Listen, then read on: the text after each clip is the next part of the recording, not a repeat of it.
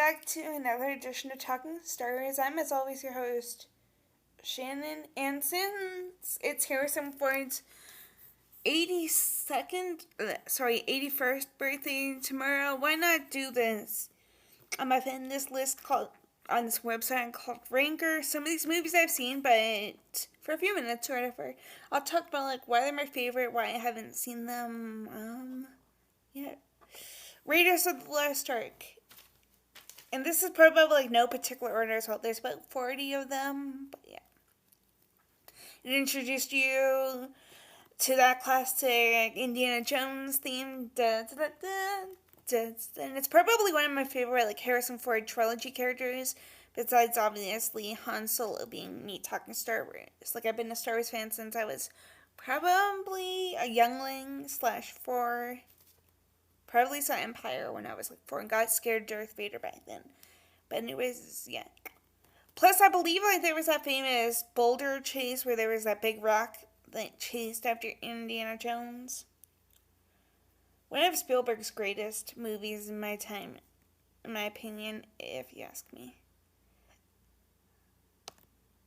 Sorry for pop-up ads over here and stuff too. Then you got the one that introduced me to Star Wars, like I just said.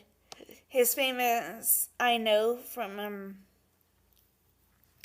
Empire Strikes Back. Pretty awesome cast. I mean, come on, it gave you Billy D. Williams as a young kind of Lando. One of the rest of the gang's greatest, Mark Hamill,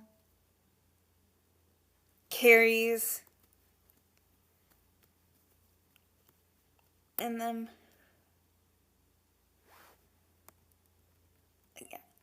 Then you got one of my favorite Indiana Jones movies of all time, The Last Crusade. Okay, so a few fun facts about this film that don't involve Indiana, really, for a minute. There's 3 fun facts. So, Sean Connery was 12 when Harrison was born, and he plays Indy's dad in this Junior, Henry Jones. The first is Sean's character, and then Harrison's Jr. You have River Phoenix, who's a young Indy in this movie, who would later, 7 years or whatever later, be Harrison Ford's son in this film called The Mosquito Coast. And probably a year or something after The Last Crusade, apparently I had to do a project on Sean Connery in high school, or I had to randomly pick a celebrity and I got Sean Connery. And I rented a book from the library. I forget what it was called in case you guys want to backtrack / read facts about this. But Spielberg wanted Harrison Ford and Sean Connery for the roles in Jurassic Park of Dr. Alan Grant, which would have been Harrison, but he probably wanted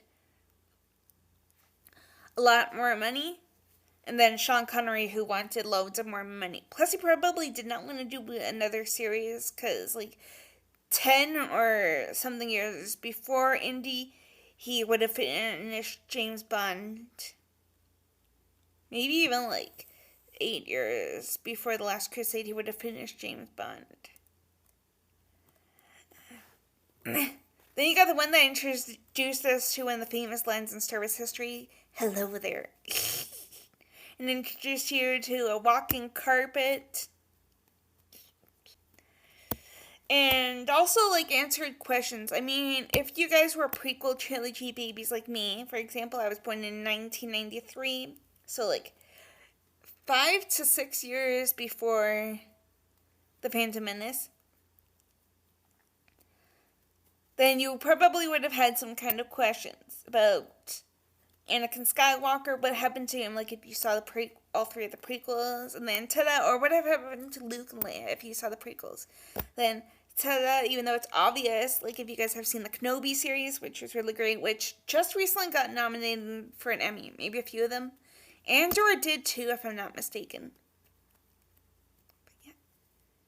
It would also kind of answer the questions from A New Hope, if you guys have seen Rogue One only, if that was your first introduction to Star Wars, then yeah, it would like answer some of the questions, like whatever happened to the plans after the event of Rogue One. Then you got one of my personal favorites, The Fugitive. I own it twice because I have a Harrison Ford 4-pack that includes The Mosquito Coast, Firewall, The Fugitive, obviously, and then I want to be like it's Presumed Innocence. But yeah. And I love The Fugitive so badly that I broke that disc by watching it like so many times. Hence why I own it twice. But it's one of my favorites. It's based off of a 1960s, I believe, TV show about the same plot. Yada yada. And come on, Harrison Ford screaming, "I didn't kill my wife," which is probably like the tagline for the TV show, which I've never seen. And then the TV show would later get remade. And then like another remake thingy on Quibi, similar to Peacock, but it was like 10 seconds or whatever, with Boyd Holbrook, who actually is in The Dial of Destiny with Harrison. And one of my other crushes, Kiefer Sutherland's in it as well, as like the Samuel Gerard character. And then you got the end of one of the best trilogies of all time, in my opinion, the original trilogy, Return of the Jedi, just coming full circle. I surprisingly haven't seen Blade Runner or 2049. I probably haven't had the time, but maybe I'll watch it, especially like if... Sorry if I butcher his name. Denis Villeneuve gets a Star Wars film. I've never seen Dune, to be honest, you guys. I don't know what to do. Like, watch the movies first or read the books. Or read the book. But it's like this. Yeah. And it's like this. The Dune 2 trailer looks really great. I forgot to react to that yesterday when I did my full Ahsoka and Wonka trailer reaction thingies. Also, I forgot to do Joaquin Phoenix's new Napoleon one. But anyways, I think that Denis Villeneuve could do a Star Wars film one day in the future, maybe. If he wanted to, after the Dune movies. Or a few years later, since we're full of it. Like, we have Charmin O'Page-Chanoy from Miss Marvel. We've got her film that's done by Peaky Blinders Stephen Knight. We have Mangold's film, which still is questioned about, because Indiana Jones and the Dial of Destiny is kind of flopping over here, I believe. So, there's that. And then Dave Filoni has a film, which we'll see about. But I heard that the effects are really great in Blade Runner. Some people talk about it when, like, they see certain scenes in the Kenobi series, for example. Like, I haven't seen Kenobi in a while. That town in, like, episode 2 or whatever, where he goes to look for young Leia. That town, I believe, is similarly looking to a scene in Blade Runner. You have Witness, which won him or granted him an Oscar nomination. I haven't seen this one in a while, actually, but this was probably like my first introduction. I know I said that before with Star Wars, but I really don't know. I used to have a crush on him, like before Star Wars, like when I was like probably 4, 5, 6, maybe even earlier, and thought that he was cute back then. But it's like this. I probably saw Witness, Force 10 from Neverland, which is probably on this list. Who knows? Or Star Wars before this. But yeah. If you guys are fans of like the Lord of the Rings movies, Viggo Mortensen, I believe, Aragorn, I think he plays, is in The Witness.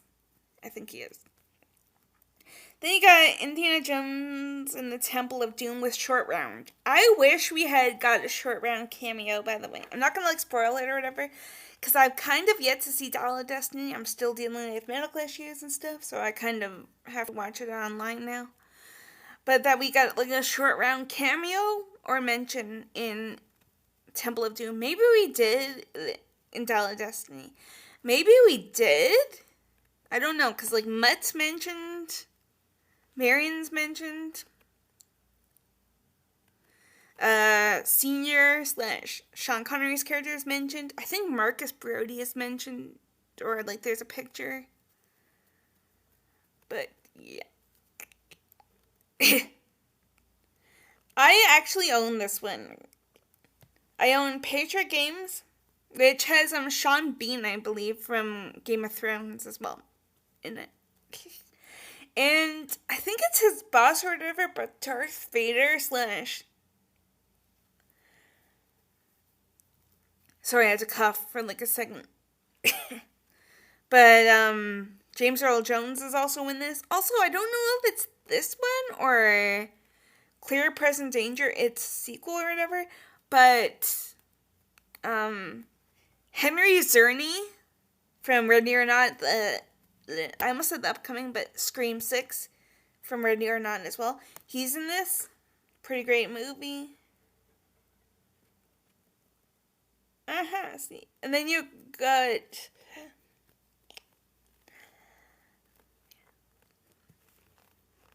the Amazing...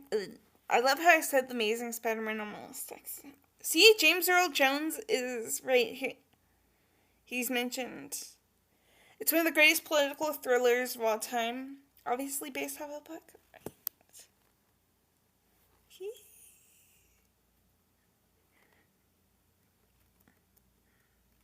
Then you got... Hold up. Then you got Get Off My Plane / Air Force One. Him screaming "Get off my plane" at Gary Oldman is iconic. Wolfgang Petersen's a great director, like he did in The Line of Fire with one of my other crushes, Clint Eastwood. He did Neverending Story, I believe, and a few other things. But yeah, one of the greatest airplane movies of all time. Especially dealing with like hostages, presidency kind of thingy. Okay, I don't think I've seen this, but I own it, or I used to. Because, like, I used to have a bunch of my movies that you guys have seen, like, in movie collection thingies on my channel over the years.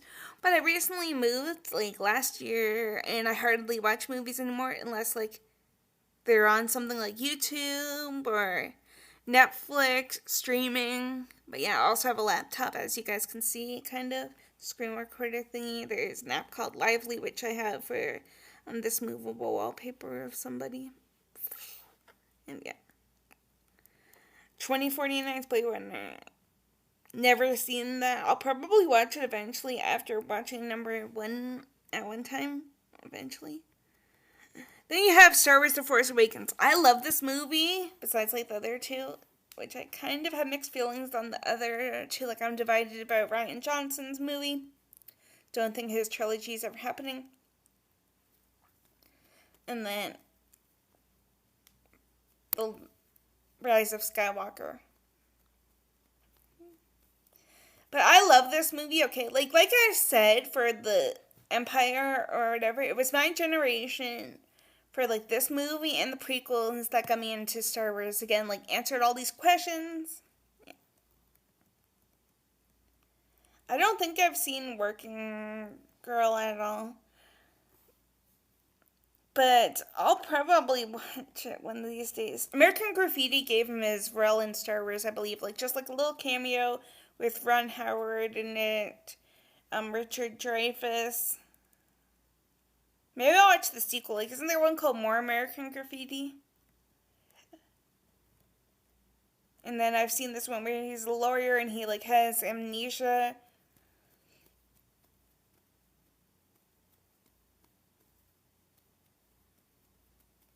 Or something.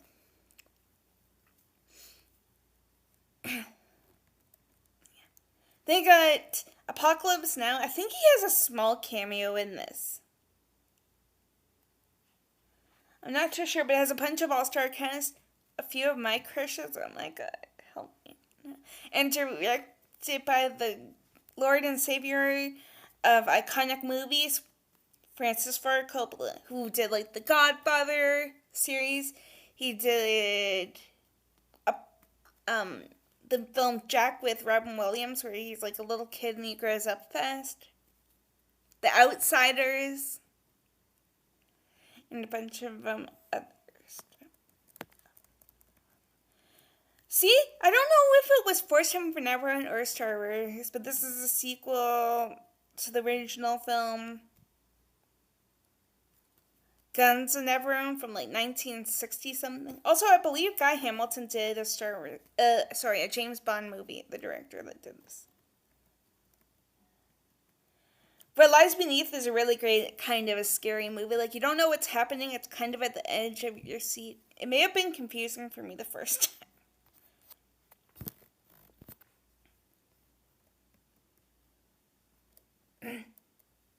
And then you got Frantic, a really great film by Roman Polanski. It's kind of confusing, kind of at the edge of your seat too, from like what I can remember, but a really great Harrison Ford movie. There was probably some famous one-liners in it. I think I own most of these, but like who knows? I don't know where the DVDs are though.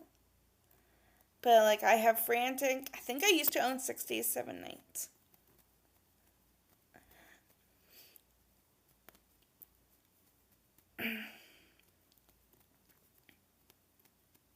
But I agree, like, with these, like, lists, like, best desert island movies, best beach movies ever made. And then, like, this one. With a bunch of comedians in it, I guess. Never seen 42, but maybe I will with Chadwick Boseman, who played Jackie Robinson, yeah. I think I own The Mosquito Coast. I think I've seen this one. And I think the guy that did Frantic did. I wasn't paying attention to like who directed it. No offense. Haven't seen this one. But I don't know if it's associated with the film The French Connection. Because Gene Hackman was also in that. I believe. Oh look guys, it's a Star Wars reunion. You got Han Solo. And then Qui-Gon Jinn, Liam Neeson. Really great movie, probably based off of like real life events during the Cold War. Kind of a sad movie as well. Never seen The Frisco Kid, unless I have. Never seen Called to the Wild. But I heard that the CGI on this dog looked pretty weird. But like, this one says that it's based off a book, for example, so it's like, do I read the book first, like if I can find it, or do I watch the movie first, guys? Let me know. Okay, I've seen this one a bunch of times. With kind of a young Brad Pitt in it. Really great movie, though. I think it was co-written or whatever by the guy that did The Fugitive and who would later, or before this, do the Karate Kid movies, and Robert Mark came in. Oh look, guys, it's a Star Wars reunion 3 times now, because Daniel Craig was a stormtrooper in The Force Awakens.